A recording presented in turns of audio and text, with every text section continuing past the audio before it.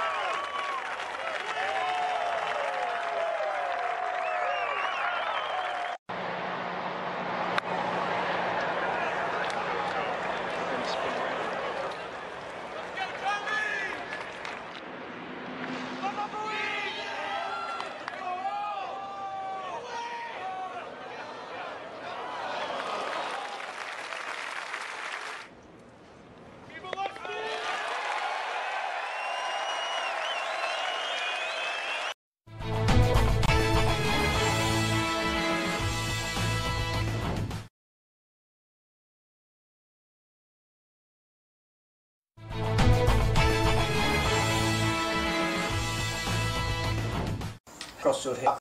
Today we've got 2 irons. We're going to have a quick chat about custom fitting. So I've got one that's 2 degrees upright, one that's 2 degrees flat, same iron, same shaft. We're going to hit some shots with them. Let me just show you what happens if you've got clubs that aren't made to your measurements.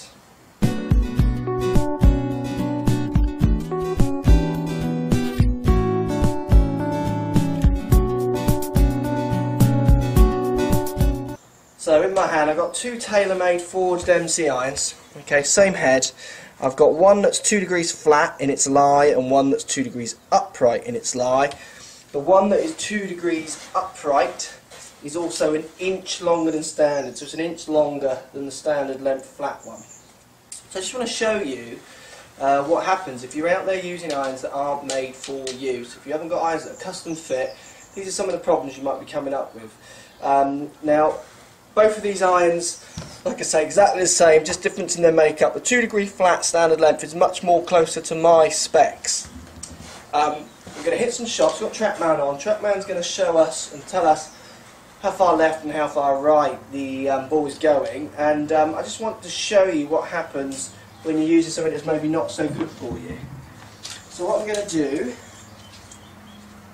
I'm just going to put a bit of strike tape on the bottom of this iron. Give you guys an idea of where the club is striking. So I've put some strike tape on the bottom. We're going to see how that marks. It's going to be hitting off a strike board, so it's going to make a slightly louder sound. Just listen to the direction, and then I'll show you how this club is hitting the ground as it comes through. So this is the inch longer than standard, 2 degrees upright in its lie. Let's give this one a hit. Okay, that is long way left. Side total 41.1 yards left. 41.1 yards left. Let's give that one more hit. So again, this is the 2 degrees upright and the inch longer than standard. Okay, that's just big left. Horrible. Side total 35.4 yards left. Okay, 35.4 yards left. Now what we're going to do is I'm going to hit one now with some strike tape again on the bottom with the 2 degrees flat standard length clubs. This one's got the strike tape on the bottom also. Just listen to the side turtles here. Now I'm trying to make the same swings on these, just letting the clubs do what they do. So this is standard length 2 degrees flat. Okay, not a bad hit, fraction left.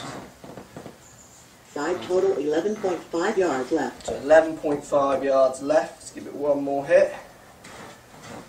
So this is the 2 degrees flat standard length.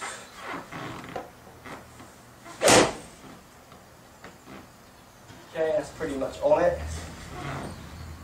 One left. Side total 2.4 yards left. 2.4 yards left. So look what happens.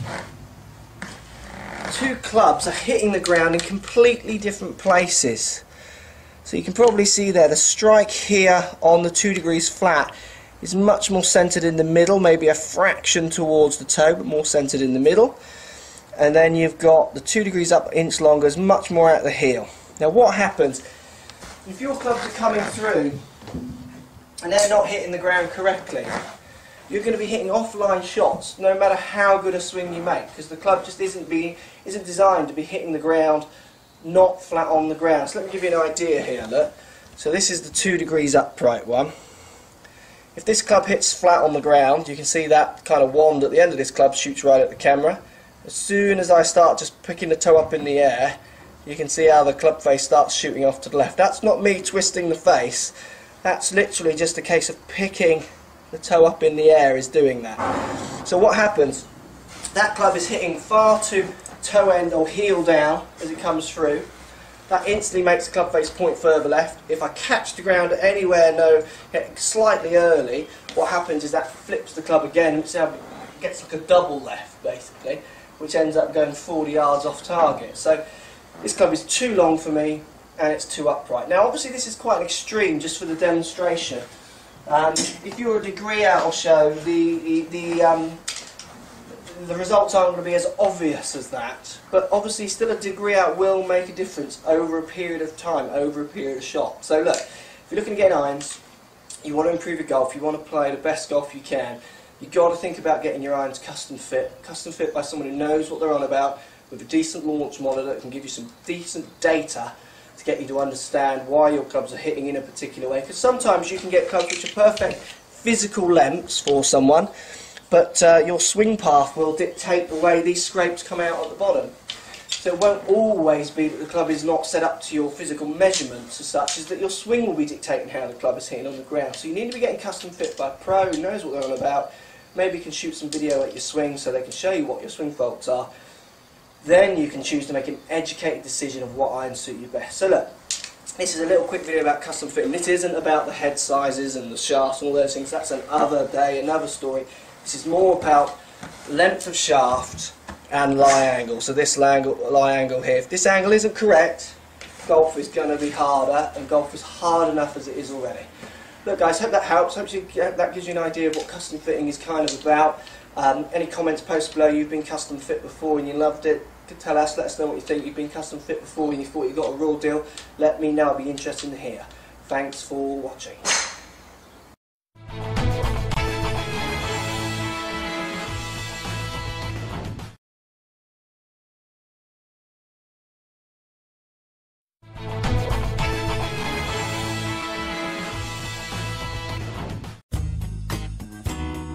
If you find yourself catching the ball thin around the green, generally it happens from weight falling back and we're not allowing our buttons to turn through to the target. Simple adjustment would be get your chest in front of the ball by letting your left arm run down the side of your thigh to the top of the knee. Now we're going to make a couple practice swing brushing the ground while our arms go back, and we're going to keep our chest, hands, arms, and clubs and buttons facing the target. By simply doing this motion, we can get the sensation of hitting the ground and catching the ball more solidly. And now all we're going to do is make an even pace swing going waist side to waist side, getting our chest and buttons facing the target. By doing that, will help us eliminate the thin shots around the green.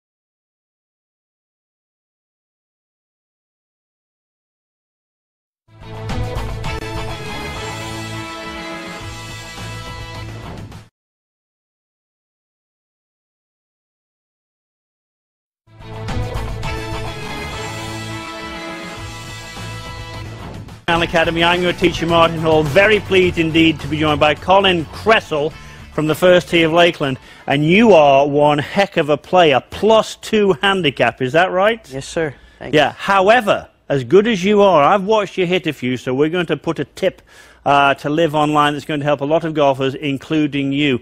You tend to, well, tell me where you tend to get the club at the top of your swing. I tend to cross the line at the top, or target line. What does cross the line mean? Just show me cross the line, and then we're going to give you the fix.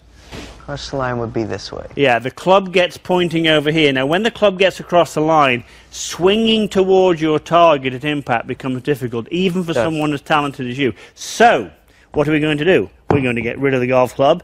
I've got a couple of laser pointers here, just on the end of a shaft. And I'm going to show you something that actually came from a book called The Golfing Machine by Homer Kelly, Bryson DeChambeau, very much... It's sort of finding a bit of spotlight just lately. And here's what we find when a club is on plane. And this is a great way for anybody to practice. I mean, we're talking first tee here, but anybody to practice doing this. If you've got a couple of laser pointers and you attach them to a shaft, whenever you're swinging back, the laser that is the closest to the ground should be pointing at your swing line. And if you're trying to hit a straight shot, that would be pretty much at the target. And so when you finish the backswing, and this is where it's particularly important for you, Colin, as you finish the backswing, that laser's pointing at the line. Now when you do that, you can feel the weight of the club head on that right index finger. If you'll actually just let go of the hands. Before we started this segment, I actually put a spot on Colin's hand. I think you can probably, if you can zoom in here, there we go. I shall look at it with the pointer pen. You see right there, you see it right there? There's a spot there on the right index finger. And if we just go back to the laser here, that's where you would want to feel the weight of the club head as you finish the backswing. So if a player gets swinging back on a plane and just about here, can you feel that weight on that index finger, Colin? Yes, sir. And that feels different, doesn't it? It does. Okay. Love the idea of practicing with lasers. Let's have a couple of practice swings with your club now. I wish I'd known. How old are you? I'm 17 years old. 17. Wish I'd known about it when I was 17. So a couple of practice swings. I want you to think of pointing the club. I want you to think of getting the weight on that index finger. I love it. And then through. And over a period of time, that's going to help you be a much more consistent golfer. So let's go ahead and give this one a hit. All right.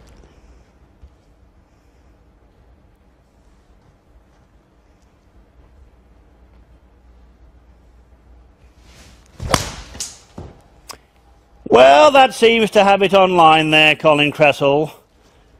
Beautiful golf shot. You've got a beautiful golf swing. I'm going to be looking forward to reading your name in the papers in the future.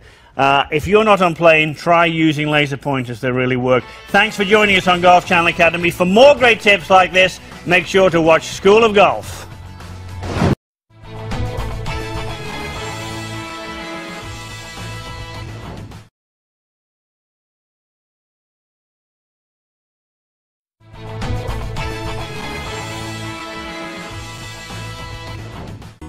If you're struggling out of the fairway bunker with some thin shots, here's a good little drill that will help you out. A lot of times in the fairway bunker, when you're hitting it, you're afraid of hitting it fat, so we see people pulling up and they can't make solid contact that way. What I want you to do is put a line in the sand, and you're going to put your club actually in the little trench that you made. When you're struggling from the bunker, what we see people do is they'd miss the sand entirely, or they'd actually hit behind the line and the club would be working up and they'd hit it thin. Instead, what we want you to do is actually not be afraid to hit the ball and then the sand. A great way to practice it is start your club inside the trench and try to hit the front of the trench out. When you do that, you're going to catch ball and then sand, and you'll get the ball out of the bunker and going pretty far, almost as far as a normal shot from the fairway. We want to do the same thing with the ball there. I'll put the ball down in the front of the trench. I'll set up to it, lean a little into the front side. That always helps with the contact. Make sure I'm moving through to the finish, and when I do that, I can go ball, sand, instead of just trying to pick it out. Again, the key to this shot is not to be afraid of actually hitting the sand. We want you to. We just want you to hit the ball first. You'll go ball, sand, and you'll stop hitting those thin fairway bunker shots.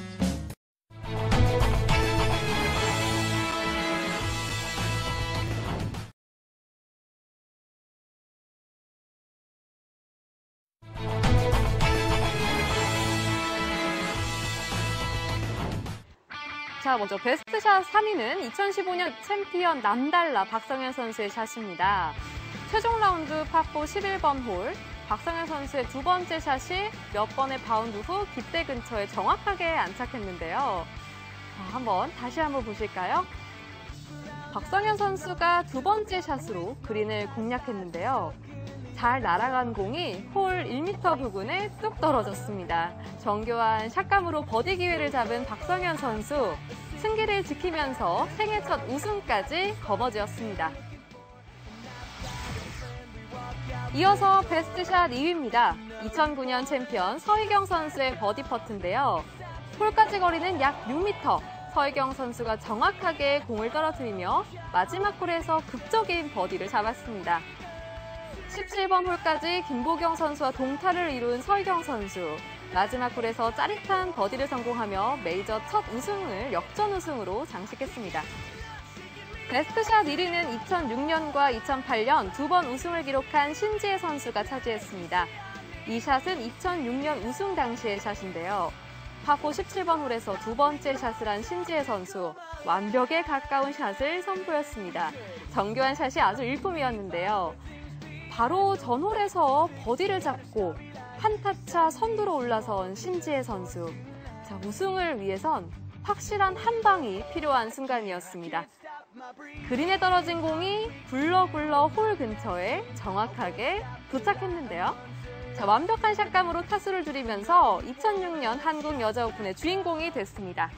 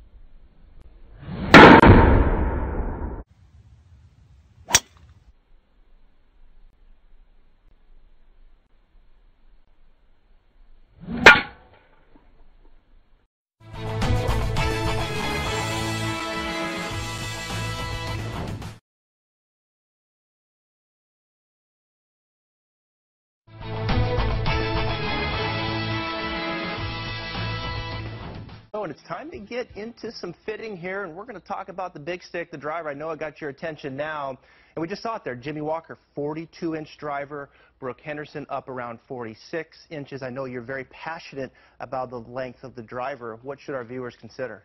Travis, you know, we just saw two of the best players in the world, and compare that to the average 20 handicap that you and I will see on a daily basis. Walking into a store, buying a driver today, that standard, you know, might be in the 45 to 46-inch range. And here we're seeing Jimmy with a 42-inch long driver talking about how much more consistent he hits the golf ball in the face and how many more drives he hits in play as a result of going to that shorter length. So the longer driver, what you've seen with the mid-handicap and even the single digit is that the ball would roam on the face a little bit. They would lose some distance. Shorter drivers catch it more solid. Absolutely. Think about it like pounding nails with a hammer. The longer you go with the hammer, at some point there's diminishing return. You get so far away from the nail that you just can't hit it solid anymore. Right, right. Now, I was hitting some shots earlier in the break, and I'm about half exhausted here, and we were having some fun, and we're going to pull up those shots here. Now, my driver, go ahead and take a look at this here, Anna. My driver was 44.5. I actually just shortened mine 1 inch for control. And take us through what just happened here with my 4 shots. So Travis was hitting a few balls with his driver, and the first 2 shots kind of went high and a little right. And as everybody does, including the best players in the world, we all make compensations. So you see a couple of shots go dead right, you pull the third one in the orange line dead left, and then I had you choke down on the driver, a good half an inch, half an inch to an inch. And the last shot that he hit went dead straight, middle of the fairway, center cut on a rope. And that just illustrates exactly my point. The shorter driver is easier to hit in the center of the face, and it's easier to hit in play consistently. So the learning curve here, a longer driver, more club head speed, ball can roam on the face, ball speed goes down. Shorter driver, maybe not quite as much club head speed, but more center contact, ball speed goes up. Is that accurate? Exactly right. You hit it more solid, ball speed numbers will increase. So our viewers at home, they got a long driver. Say they went out, they purchased a 45-inch driver, right? And they're hitting maybe their buddy's 44 or 43 better. Do you recommend that they grip down, or should they just go and get a whole new shaft at that length? Well, do an experiment at first. Go ahead and choke down on your driver and see what happens. Just hit a couple of shots with it and see what it's like before you stick it in the saw and chop it off. I got to try it again. I got to try this again here. So you got it. I'm going 44.5-inch driver. I'm going to grip down about an inch. And what I've noticed is you were coaching me up here. When I grip down, I have to get in closer. And my tendency is I get too far from it. And as a teacher, I see that a lot with longer drivers. They'll get too far from it. Absolutely. And the tendency is the ball will roam on the face. So I'm gripping down. I'm down here at 42 like Jimmy. Give it a go here. And that'll play right there, right? Down the right edge. Didn't catch it all. Let's try that one more time. So someone comes in, they've got, at your academy, you've got a lot of different lengths drivers for them to try, is that? Yeah, and in fact, I've actually screwed, in some of these adjustable drivers, I've screwed 3 wood shafts into the driver head and saw better results with several students at 43.5 inches. So, yeah, with the adjustable drivers, it's easy. Right. It's easy to make those experiments. What kind of advice would you give our viewers when they go do a driver fitting? What are maybe 2 questions that you would recommend that they ask? Number 1, how much distance can I honestly, truly expect from a driver fit properly? And number 2, what's more important? Is it really the distance, or is it how accurately you hit it on a consistent basis? I really think those are the 2 most important questions when it comes to the longest club in the bag. Right, good stuff. Really appreciate it. Travis, my pleasure. All right, we're going to do more later on as well that you'll be able to see in upcoming shows, but great stuff. The driver's so important. You've got to get the right length.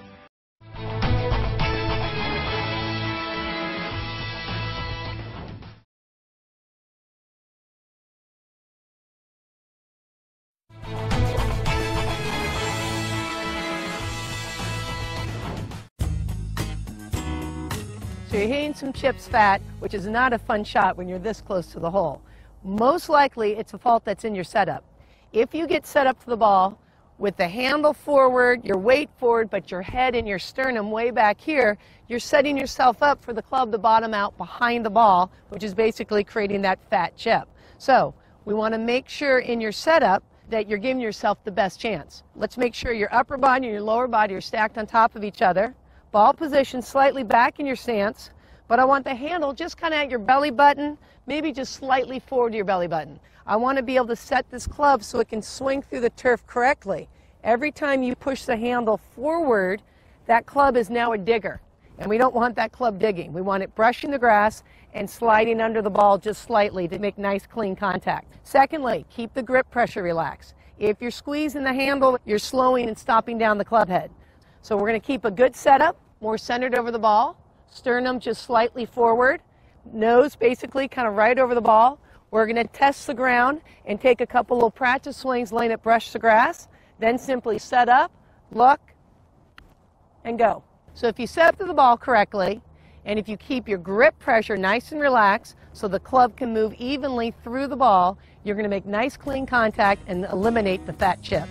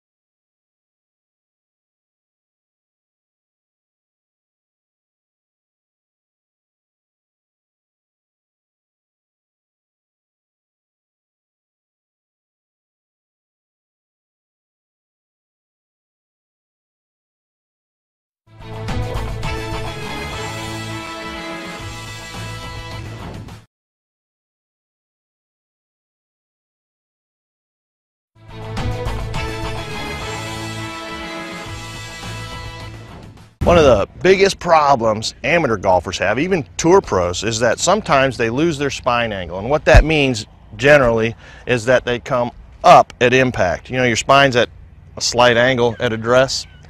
You want to keep it there if you can through the hit. A cool drill for that, I'm using a tee. Hopefully you'll get good enough at some point where you can put a golf ball here. But set up to the inside ball and hit the outside ball. You see, in order to reach out and get that outside ball, I have to stay down in order to hit it. If I come up, I'll miss the outside ball. I'll swing at this really easy, and you can just see how my spine is forced to kind of stay down at a nice natural angle. It's a cool drill, guaranteed to keep you from straightening at impact.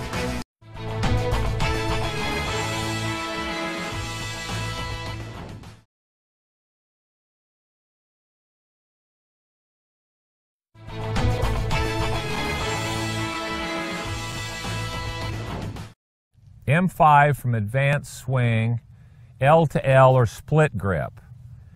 This is from Edward, and Edward's asking about how fast or how do the hands actually turn over. Is it like the split grip? Yeah, it's very, very similar.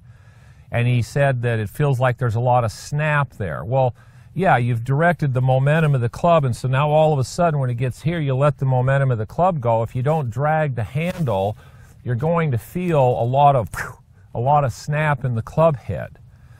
Now, you made a comment about rolling over. All right, we don't roll over. It's not this. You're not twisting the club this way. So split grip runs the club into the ball, and it's not a rolling over here. It runs into the club, or runs into the ball, and then the club hinges up and you lever the thing up. So your left wrist, the handle slows down and your left wrist cups a little bit. It's not a rollover. It's not this. It's up. It runs into the ball, it turns to here, and then it hinges up. So it's doing this hinging action right here. Yes, there's a snap. It feels like the club accelerates, and yes, it will. Why? Because the grip end of the club, instead of what most people do, instead of dragging the handle, all of a sudden the grip end of the club slows down, the club runs into the ball, and this is slowing down, the club's accelerating. So that acceleration causes a whipping action, or a feel for whipping. Now, it's not really whipping. What's really happening is the momentum of the club's going, and you're letting gravity straighten your arms out, so the club face, because your grip's good, the club face comes back to square, and you're not getting in the way of the momentum of the club. So here's what your swing feels like. It's not this one. So where most people have been trying to play golf like this, when you all of a sudden go here, you go, wow, a lot more speed, but it feels like less control. No. There's actually more control because you're allowing momentum to square the face. So I've practiced this enough that I've actually hit a lot of balls with my grip actually split. So I start to feel what it feels like for that club handle to come in, club head to go out, and for this acceleration to happen. So nice and slow with a split grip, I can actually hit it pretty well. Now I'm going to move my hands together, and now it's the same feeling. Runs into the ball, the handle slows down, and the club accelerates. So again, coming into the camera, the club runs into the ball. Once it hits the ball, the weight of the club straightens my arms. I'm pushing away from the club. And now right here, because the handle is slowed down, it keeps going this way, so the club hinges up. Up and around. Up and around. The face doesn't roll over, which is the term that Edward used, which was roll. There is no roll. It's a rehinging. Hinges up. Club's out in front. Push away, and it hinges up. Very simple, very smooth, using momentum, a lot of speed, very consistent and controllable.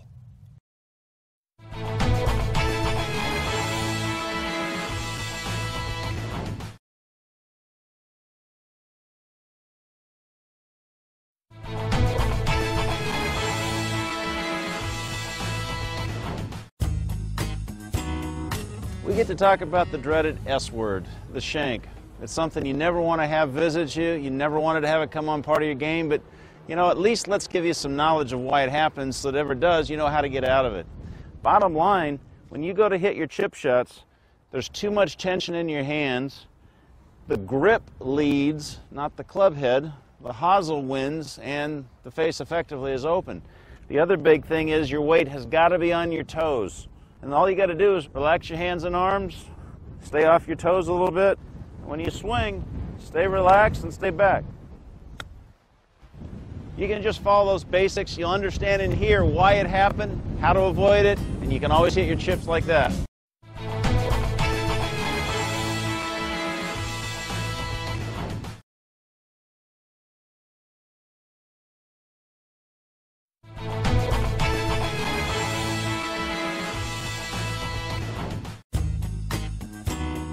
If you're struggling with your chip shots around the greens, it'll help you to get an understanding as to what needs to happen to get the golf ball in the air. And what I see a lot of players do if they're not hitting it solid, the fear is they're trying to get the golf ball in the air. And what I tend to see is their weight tends to go back and they tend to try and swing up on the ball as opposed to hitting down on the ball. It's important to remember that when you're setting up to hit these little chip shots, the golf ball is on the ground and the golf club is on the ground. And it's important that you remember you've got to get the club back down to the position it started in. And we need the sole of the golf club to contact the grass.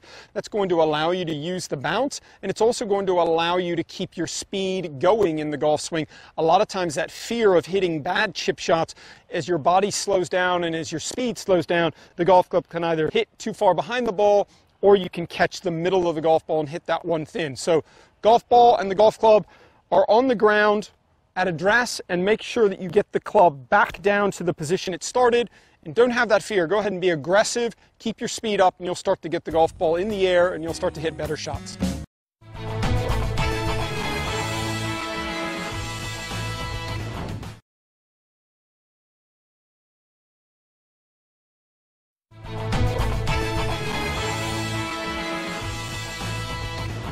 Are you folks out there struggling with thin shots, fat shots?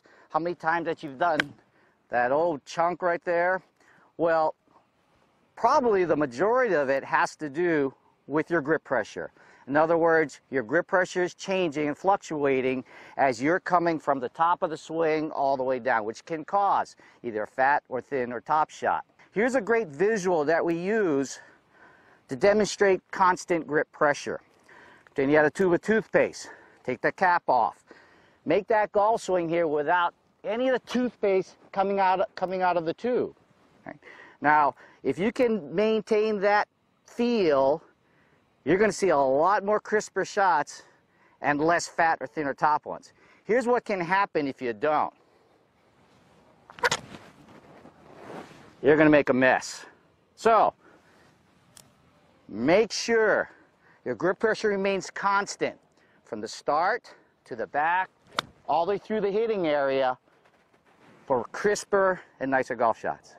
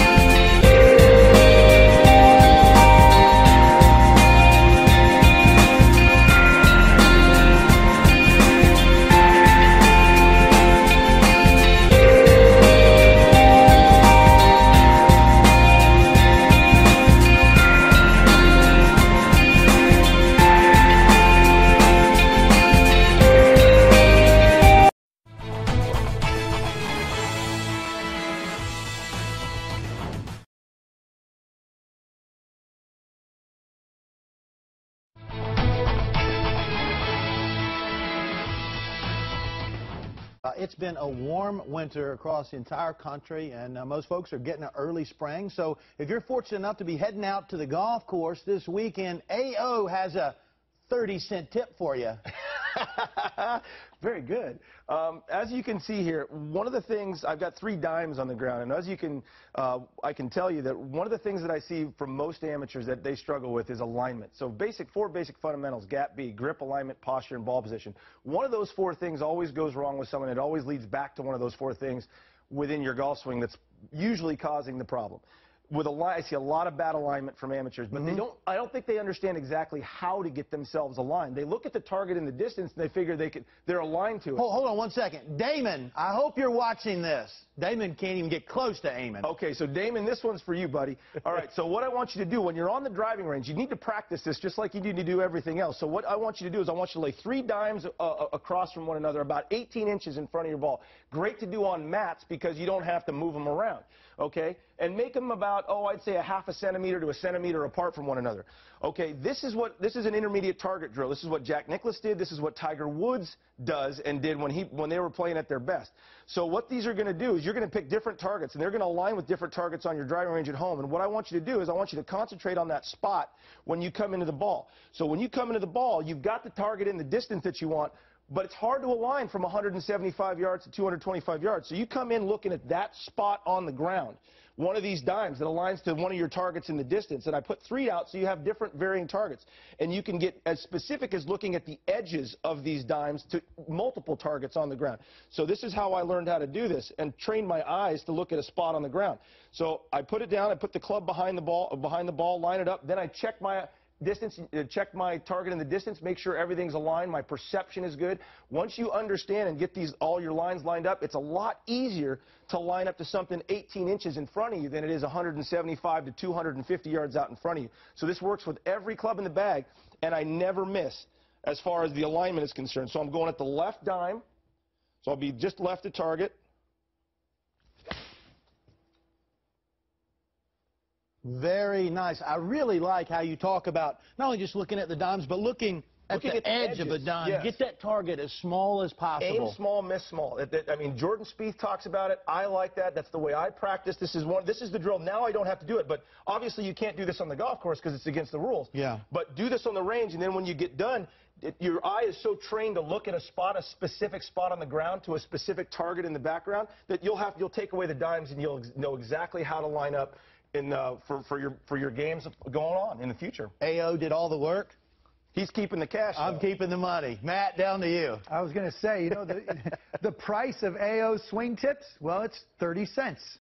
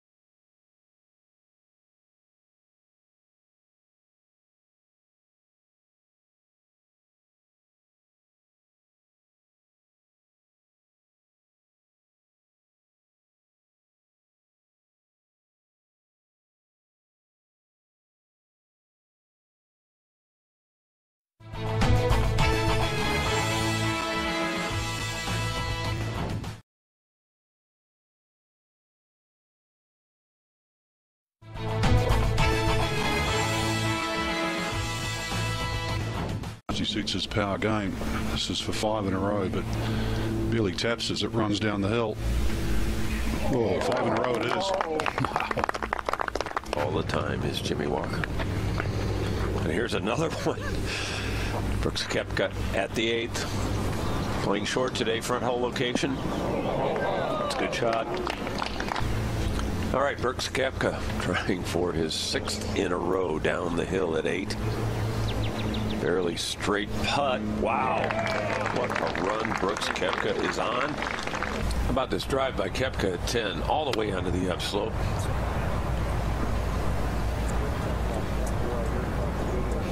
That's the thing about the Plantation course. If you're willing to take a chance, hit a tee shot like that, it's going to pay off in a short shot. And Koepka at 14. Breeze from the right, not really helping. 287 to the front. That was tattooed, but very low. Used to carry the bunker. Short par 4. Brooks Koepka has made a big move today, 8 under and only 2 back of Spieth. Watch that down cock with that swing. Sets it at the top and then just drags it into the hitting area. It has so much speed. That ball's going to be so happy when he's done hitting it, Peter. Brooks Koepka on the tee at 16, Jerry. Should be no problem even into the breeze carrying those bunkers. 280 to clear the last one. He has gone up the left-hand side. I like it up there. 16. 77 yards up the hill mark. Low wedge shot, going to fly a little long.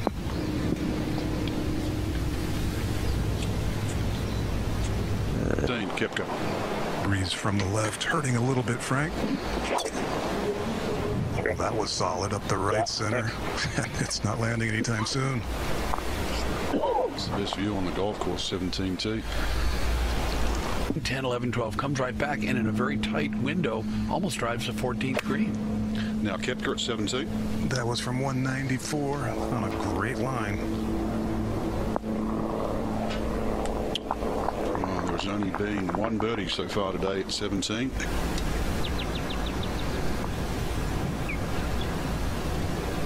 Wow. It's been hard to find at 17. Bounces back today. Can he match that and win this thing?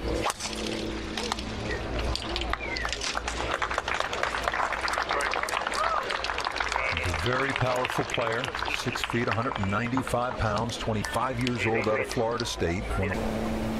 Now Koepka, bogey start. Peter, if you're on Koepka's back, what are you telling him right now? Well, I'm telling him that you can shake off those bogeys because with your power, when the golf course starts at number 5, he's got 4 par 5s that he can eat up. 5 feet up the hill, back to 3. Koepka? Yeah, just a touch lob wedge in there for him. Important, though, and a good shot, so a chance to bounce back. This now Koepka. Like to keep it down this right-hand side with this right to left breeze. There's a pro walk straight off the front of that tee toward the right-hand side of the fairway. That's the player's line. And he found it. Good or bad? Now Koepka. 114, same scenario. Got to carry it to the top of that ridge, otherwise it's coming back. He made it. Well thought out. Yardage, by the way, the actual yardage all the way to the hole, 209. Use our camera tower to start the ball on and let it drift with that left to right wind, and that's exactly what it's doing. Forget the par. Make another birdie. Koepka's looking for a 2 with an air. Yeah, he's got 8 iron. 183 to carry the bunker, 87 to the hole. This is just left of it. Boy, he struck that really solidly. Went through that breeze, Mark. 96 yards, Mark. With this wind behind, it becomes a touch shot.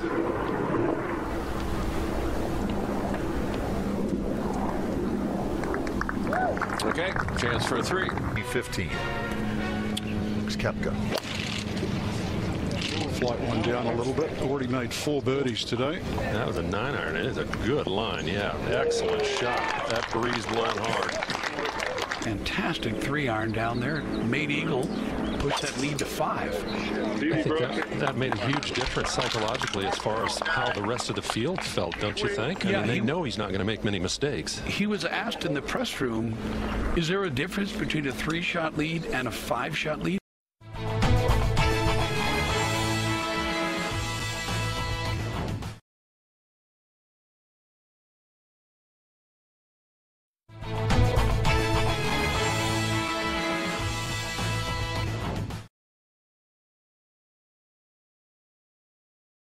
Hi, Steve McMillan with the Kansas City Golf Association, and welcome to Rules Talk.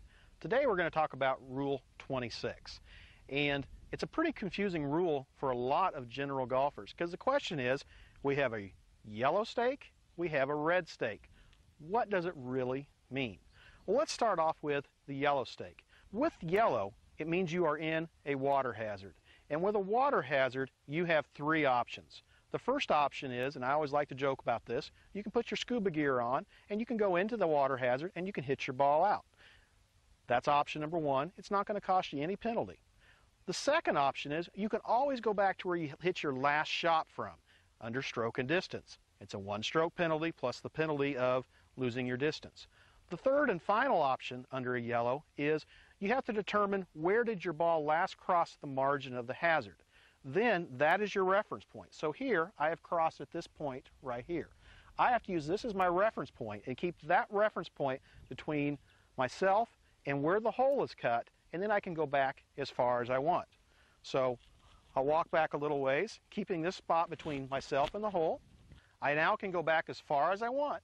Now remember, you can go back as far as you want. So think about where you're going to best play your shot from. By going back further, maybe I could be in the fairway, or maybe I'm going to be in some shorter grass. So find that best spot for you, and then, once again, hold the ball directly in front of you, drop the ball.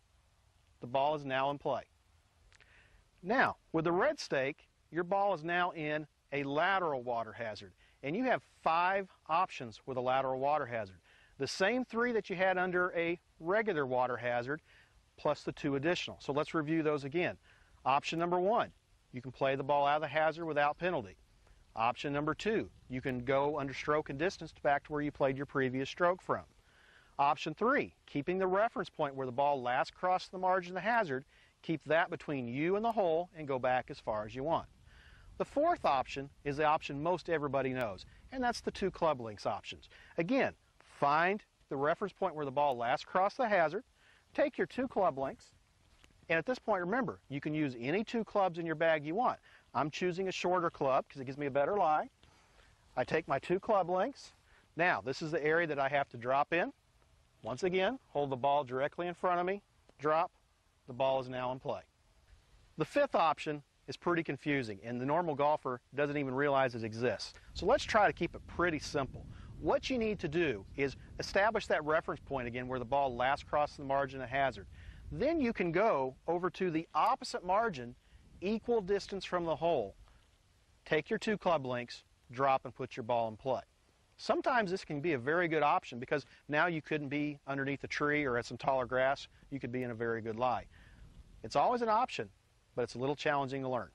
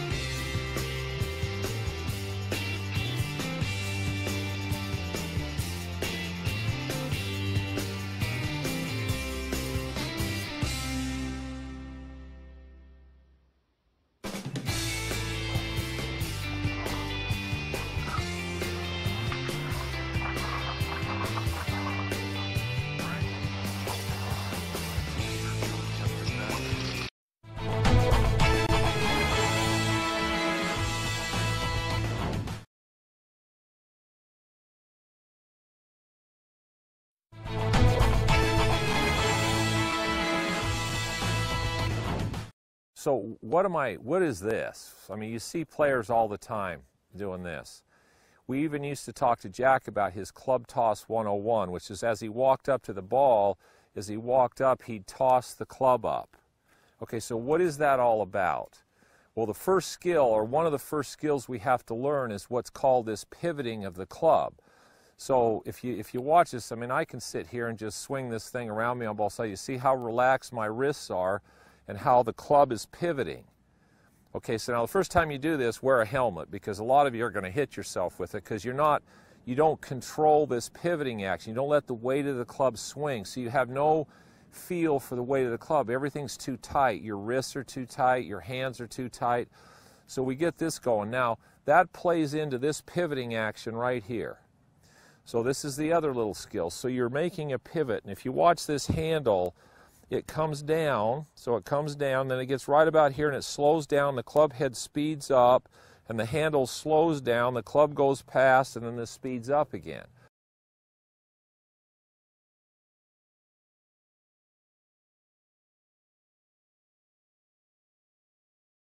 That's a pivot, that's a lever.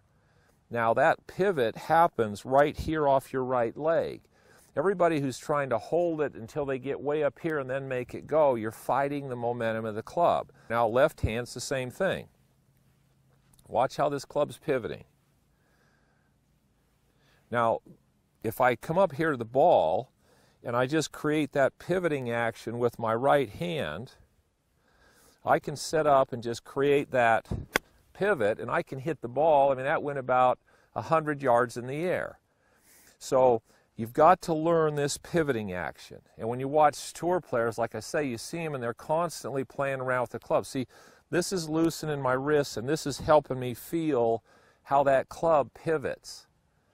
Now, there's no tension in my body, there's no tension in my arms, you know, and I know this looks kind of funny. What would that have to do with a golf swing? Well, this is about momentum and about allowing your hands and wrists and the pivoting action to react to the momentum of the club. So just practice the pivoting of the club right here. Practice it with your left. Put both hands together and just hit some real easy shots where you allow the club to pivot.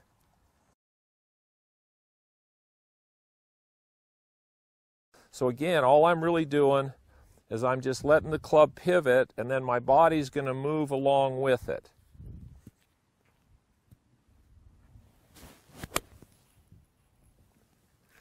So with very, very little effort, if you use that lever and that pivot, you can create a tremendous amount of club head speed without a lot of hand and arm speed. Now, if you try to pull the club or hit it this way, you're going to struggle big time ever creating any speed. So before you start adding body motion, you have to start to feel how this club pivots. And you got to feel this motion. So then when you add body motion and you get pivot at the right time, now you've got a lot of speed.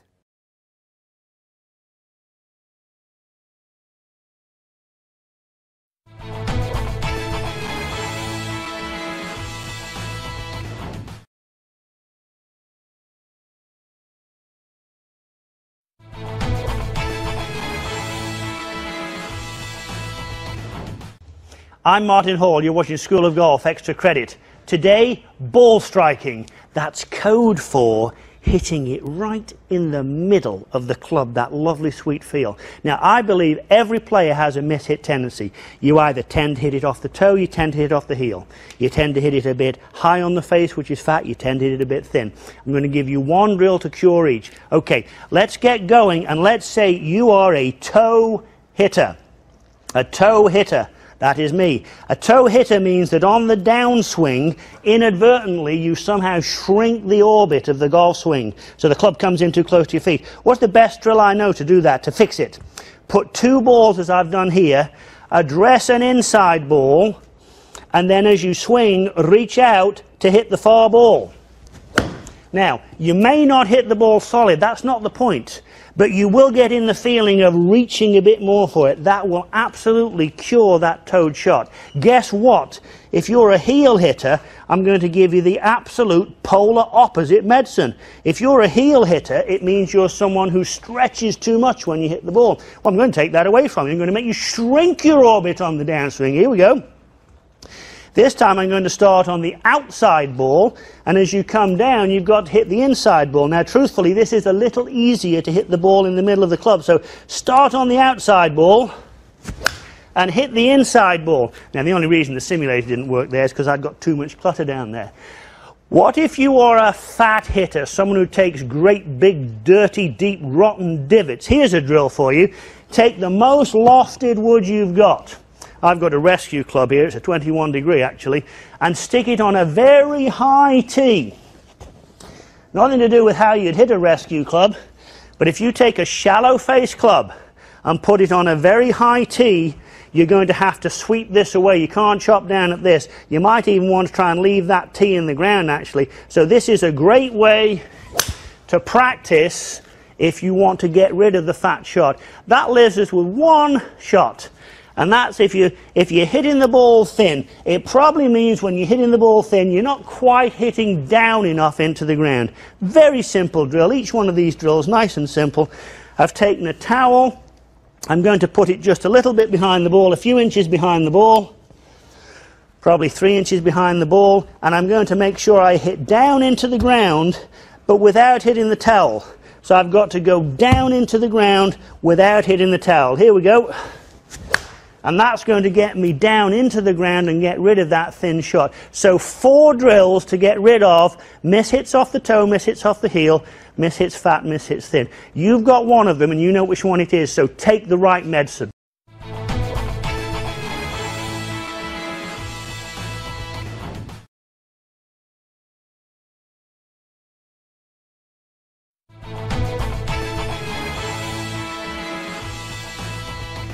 One of the things in amateur competition in these Champions Tour Pro-Ams is there's so much fear from the amateurs in hitting chips. They almost feel like they're going to putt it out of the heavy rough around the green rather than chip it. And it's a very simple thing, David. Most of the guys have a nice little chip stroke, but the problem comes when they got the ball in the wrong position in their stance. And I had a chance to talk to a couple of my amateurs today about that very thing. And so many times when an amateur misses a green, when a pro misses the green, now you might be able to putt it off this fringe, but for the TV, we're just going to go ahead and do this. You'll see an amateur make a practice stroke, get up, and then just make a swing and scull their shot. Well, I said to my amateur partner today, look where your club hit the ground first. Why do you have the ball in this position? Doesn't it make sense to have the ball placed on the ground where the club makes first contact? So he said, wow, that does make sense. It's basically common sense. So what I do and what a lot of guys do on tour, and you'll see that when you're watching television on the Golf Channel or NBC, you'll see a lot of the pros make multiple practice swings when they're hitting a chip shot. And what they're trying to do is they're trying to see where the club makes contact first on the ground. You may have a lie that's got a downhill stance, it may be above your feet, below your feet. All of the conditions change. That's why you need to be able to check to see where the club makes contact first on the ground. So what I had my amateur do today was simply make a few practice strokes, and you can see that I'm roughing up the ground just opposite my right toe. I then had him move in, put the ball in that position where the club made first contact, and go ahead and chip. And he was shocked. It's really an instant fix. If you pay attention to where the ball is played in your stance, it's where the club first makes contact with the ground.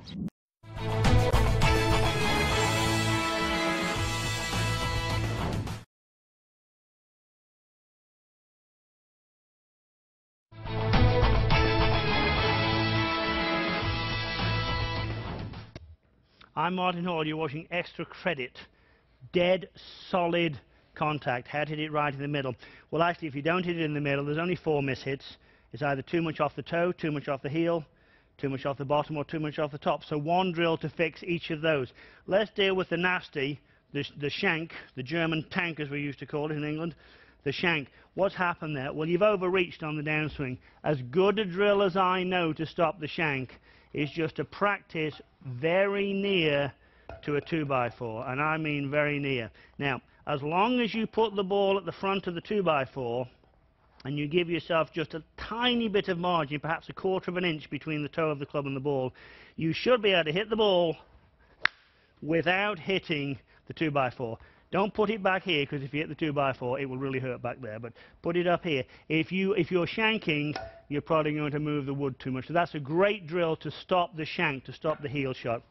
What about the evil brother of the heel shot? Well, that would be the toe shot. And a lot of times the toe shot's going to occur when people sort of lift the upper body away from the ball, and of course then that stretches everything away from the ball and you can't reach it. One of my favorites for that is when you finish your swing, as a good finish thought, to avoid this upper body lift away. It's what I call lay your head on a pillow. When I finish the swing, I want to lay my head, as it were, on a pillow. That's going to keep me in my golf posture through the swing. Luke Donald would be a magnificent example of that. So I'm going to swing and lay my head on a pillow. At the finish, I lay the head on the pillow. Very difficult to hit it off the toe if you do that. You don't hit it in the heel, you don't hit it off the toe. Maybe you hit it fat. A very simple drill to hit it, to correct that fat hitting is this. Put the ball on a very high tee, take a mid-iron, I've got a 6 here. Difficult to do, but see if you can clip the ball off that tee without knocking the tee out of the ground. Now that's not easy to do. If you just clip it there like I did, it's not so bad. The point would be you're not going to go right underneath it. Great sort of developed skill drill, that one. And finally, that leaves us with the thin. And the thin shot usually is when the club's coming up too quickly. Well, it doesn't get much simpler than this, and it really doesn't get much better than this. Put a tee a couple of inches in front of the ball, try and hit the ball, and make sure you move the tee. Because my research would say, my experience would say, if I manage to hit that ball and hit that tee, there's no way that I can hit the ball thin. So 4 drills for getting rid of the 4 evil mishits. Thanks for joining us on golfchannel.com for the best in golf instruction. For more tips like these, tune into School of Golf every Wednesday at 7 p.m. Eastern.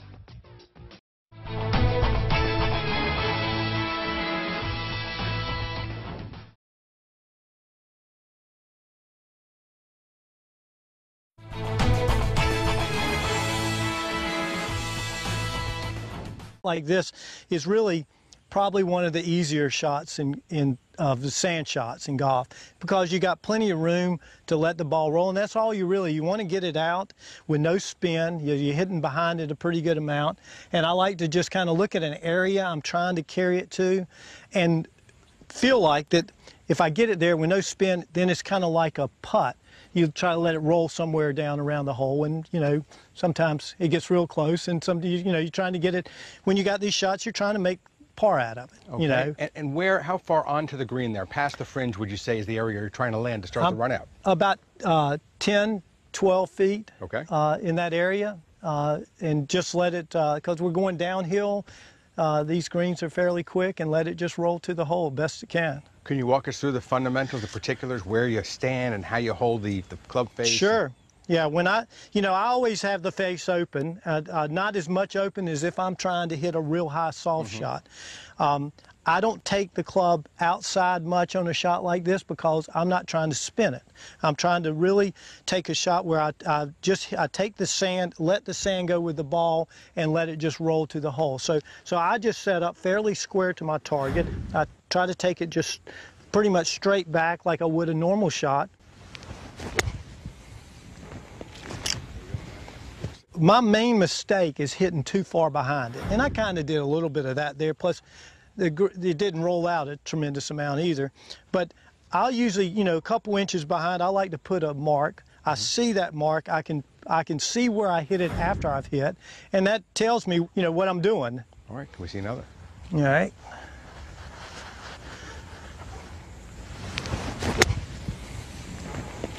There you go, and that looks like it'll run down closer. I know there's some people that don't, but I look at exactly where I want to try to make contact with the sand when I'm hitting the shot.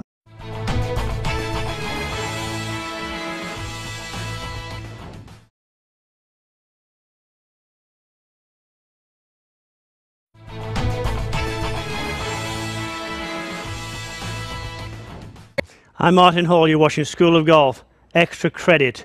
We're talking about how to stick your approach, how to nestle it right up there near to the flagstick. Now, you have to hit it the right distance, you have to hit it in the right direction. We're going to cover both of those in this Extra Credit. To hit it the right distance, you've got to hit it solid, got to hit it in the middle of the club. No wobbling around in the backswing. One of my favourite drills that I use such a lot to stop people wobbling around is take a club that you don't use very much, my 3-iron, place it under the outside of your right foot, so that when you set up to the ball, you can definitely feel the weight is certainly on the inside of the right foot. Now, as you swing up, keep the weight there. You'll definitely be able to feel if there's any floating around or wobbling that would make the contact difficult. So here we go, keeping the weight somewhat on the inside of the right foot. I'm winding up, not wobbling around, and then I'm going to sort of hit that one out there. Now, that one didn't quite go straight, and there would be a reason for that. Either something was wrong with the path of the swing or something was wrong with the club face. I'm going to talk about the path of the swing first, and we're going to deal with a left arm 45 and a right arm 45. Let me show you exactly what I mean by that. We've got a target line in golf, and on the assumption we're trying to hit one fairly straight, to keep the swing going in the right direction, when I finish my backswing, it should appear to me that my left arm is about 45 degrees to the target line. That's why I put this stick down here. You could use a club. Actually, you can even hit balls if you make a big enough gate here. But when I finish my backswing, for my plane to be such that the ball could go straight, at the end of my backswing, to me, my left arm looks about parallel to that stick on the ground, left arm 45. If I want my ball or my swing to be straight when I hit it, my right arm better be 45 on the way through. It sounds like it would work to swing straight back and straight through, but it just doesn't. So left arm 45, right arm 45 will keep you swinging about in the right direction. Now, here's a drill that you probably should do just about every time you go to the golf course. Getting the club face square at impact, that's to say looking in the right direction, is certainly tricky. But there is a checkpoint. I call it the 3 o'clock stop. If you think of a big clock face, the club's now at 6, 5, 4, 3. It's one of my favorites. You might have heard it before, but it never hurts to hear it again, and it certainly never hurts to do it, by the way. Hit shots where you go to 3 o'clock stop. You just take it up, you go to about 3 o'clock stop, and you check it, and you see that face is about up and down, toe in the air is square. And if you do those, if you hit it solid, if you swing in the right direction, left arm 45, right arm 45, and you give it about that 3 o'clock stop, just going to stop at 3 o'clock right here, going to stop at about 3 o'clock, you've got a good chance of getting that club face square and getting it online. Learn to stick that approach. Thanks for joining us on golfchannel.com for the best in golf instruction.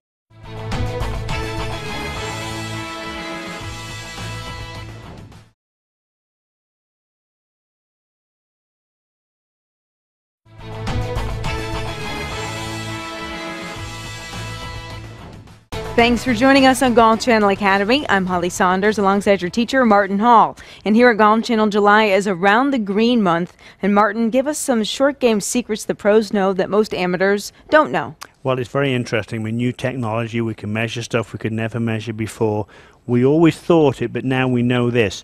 The best short game players have a different sequence to their motion than the best long game players. And in fact, there are really two sequences. I mean, anybody who's watched our show School of Golf would know with a driver, when you're trying to actually lash it, lay the lash on the ball, it would be the hips go, and then the shoulders go, then the arms go, and last of all, like just crazy, the club head comes through. That's great for power and bad for precision. So you don't want the sequencing to be that way. In fact, if you just lay your club on the ground, for the short game, this is the best drill I know for sequencing it right. Just put your two hands on your hips like so. I want you to have knees, hips, elbows, shoulders. Everything moves back together and everything moves through together. That actually takes power out of your swing, which is just what you want around the greens. Everything back together, everything through together. You don't want any great separation or coil. You want to uncoil it in a way. I mean, sort of de-stress. Everything back together, through together. A general image would be just like this. If you had a 10-pound medicine ball and we were to just gently just toss it. If you just to toss a gentle temp, that's it. That's what pitching is. That's what most of the short game shots are. So let's try and hit one about 40, 50 yards here. No great lead with the legs on the downswing, far from it. Everything back together, everything through together. And that gives you a very soft shot, a very high one there, and a very nice one, by the way. But that's how you get to control the ball rather than just pulverize it and mash it out there. I like it. All right, thanks for joining us on Golf Channel Academy for the best in golf instruction. I'm Holly Saunders, and for some more great tips from your teacher, Martin Hall, tune into School of Golf every Wednesday night with us at 7 p.m. Eastern Time.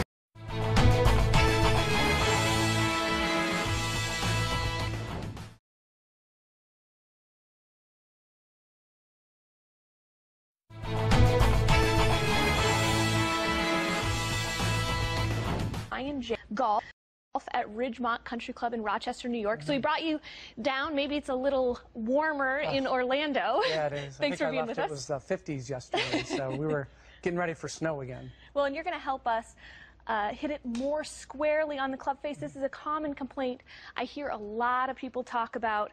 So what's the first step that you tell your players when trying to address this issue? Well, the first thing we want to do is we want to assess where they're at. They may not be able to aim the club face properly, or they may not be able to hit a shot in the air. So we want to get real data on them. So one way that we do that is we actually take a marked ball. I pre-marked a couple of golf balls today with a little dot on the golf ball. And what we want to do is we actually want to take that dot and we want to place it on the ground and face it towards the club face. Okay. So that we can see where their club face is. And so I'll perform a few shots that we might see on the range while we're doing an assessment.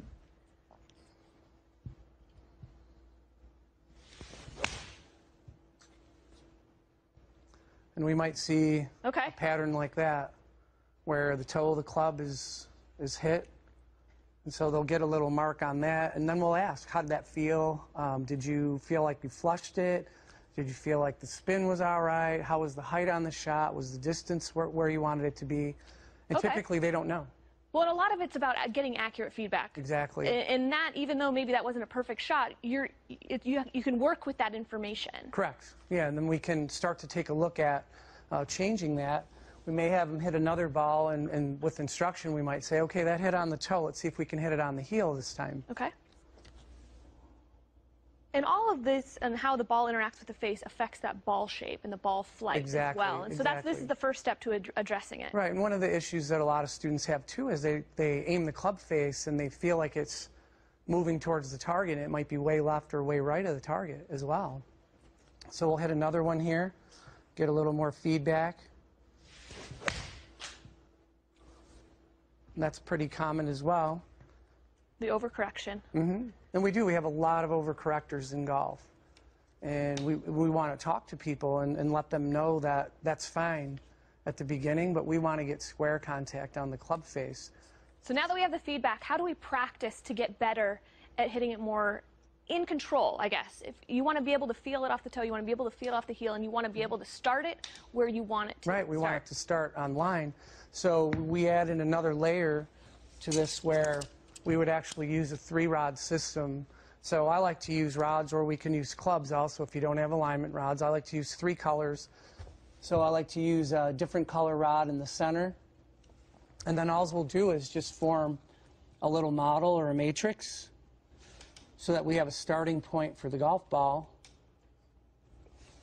And it'll give the student a reference point on where the ball is starting and relative to where it's finishing. So we would set up the ball. We'd also take another dotted ball, line it up, and then have them hit it. At this time, too, we would be instructing on postural issues and where their knuckles are moving. And so it helps them out. But this is very visual, and you do it while you're hitting. Yeah, while you're hitting, and we want to randomize the practice as well. So we'll have people hit shots to the left side, then to the right side, then to the left side. And intrinsically, what they'll do is they'll just start moving their body line. And they'll hit a draw, and they'll be all excited about it. And then they'll hit a fade, and they'll be excited about it. So we'll hit one for the draw side.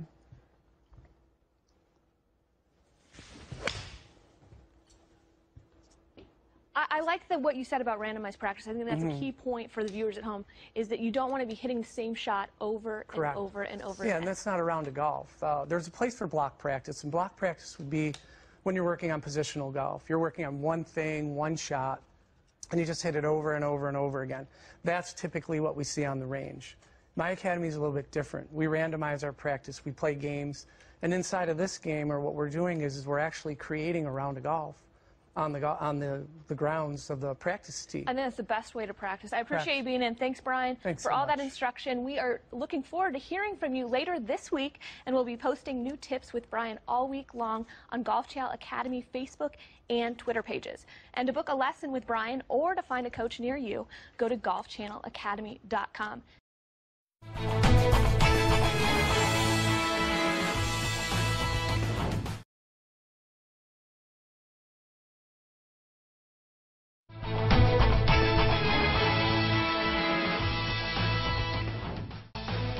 Thanks for joining me on Golf Channel Academy. I'm your coach, Mark Polich.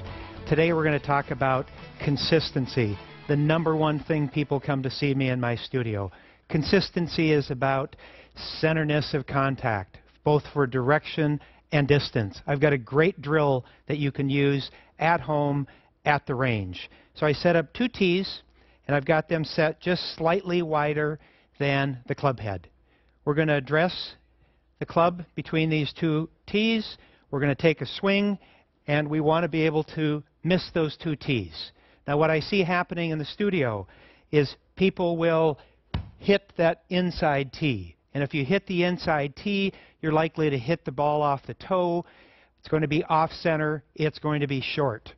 If you do that, the solution for that is on the way down, your arms need to be a little farther away from you, and that will help you find the center. On the other hand, there are people that will take the swing and they will hit that outside tee. And the outside tee means we'll hit this shot where we hit it on this part of the club. It's going to become a hosel rocket. That's no good either. So the solution for that is on the way down, we need our arms to come a little closer to our body. So in order to find the center, we're going to, again, now put a ball down here. We're going to try to put it together and find the center of the club face. And if we hit a shot like that and you find the center, more consistent distance and direction, you're going to have more fun on the golf course.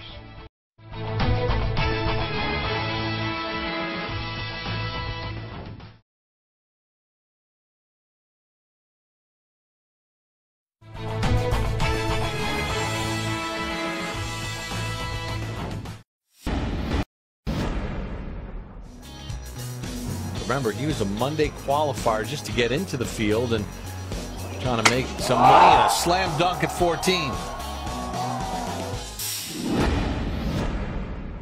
Jordan Spieth with a birdie chip at the 6th to increase his lead to 2. Run its way left to right down the hole. Boost.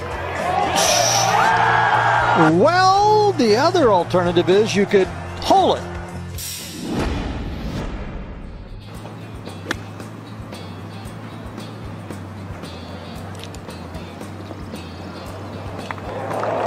It should come back down the hill there. Well, that could go in. That could go in. Birdie.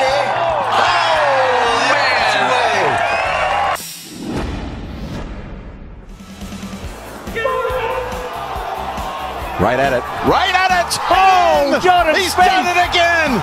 Just as he did at the John Deere for his first win. Sportsmanship right there.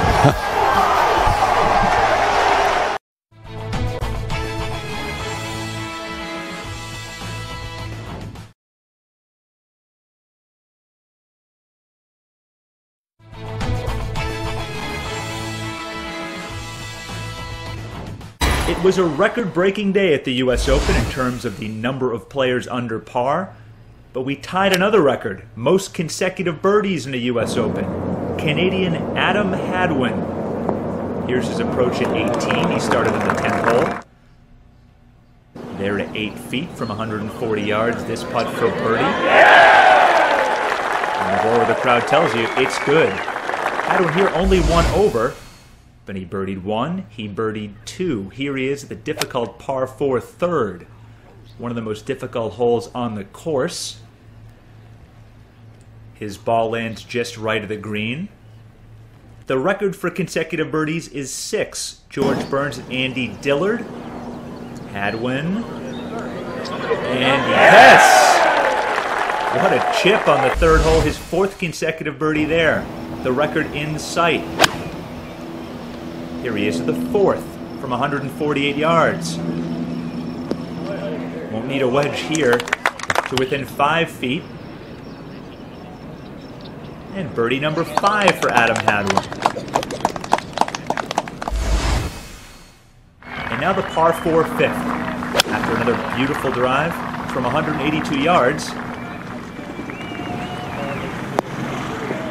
to within inches and almost in for Adam Hadwin. 6 consecutive birdies, ties a U.S. Open record, and is 4 under 68 today in the opening round.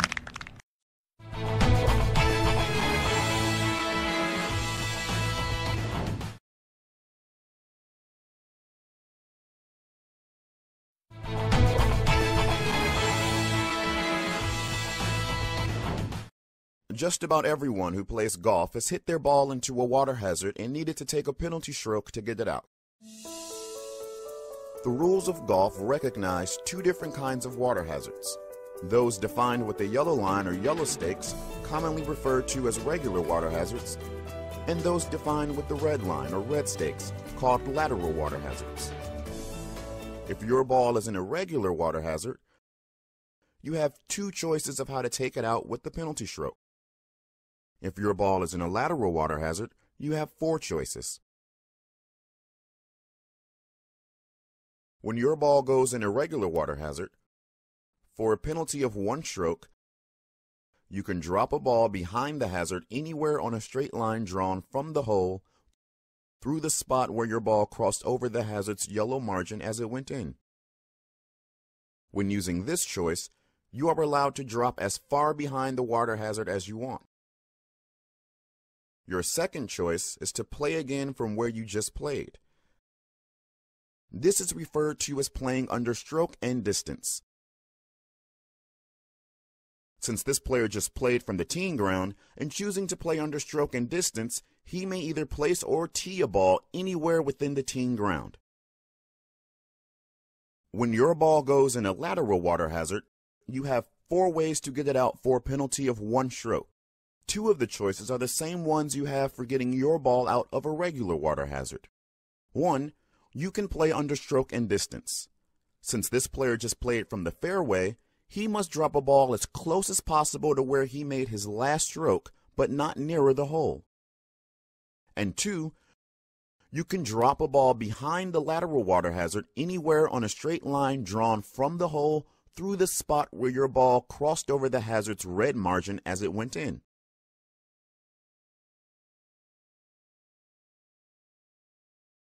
The third choice is the one players most frequently use.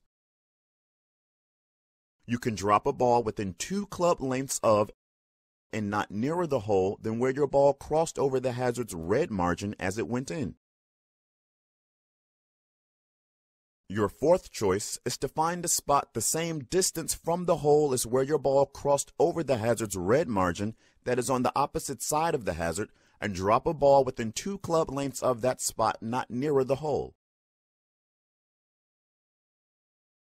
In addition to the 2 choices you have to get your ball out of a regular water hazard and the 4 choices you have from a lateral water hazard, you are also allowed to play your ball from a water hazard with no penalty stroke as long as you are careful not to ground your club or touch the water with it before you make your stroke.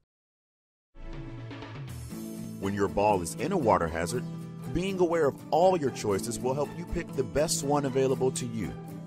There is no choice that is always the best because water hazards and other factors can vary so greatly. For more information on water hazards, refer to the definition of lateral water hazard on page 27 of the Rules of Golf, the definition of water hazard on page 34, and to Rule 26, water hazards, on page 97.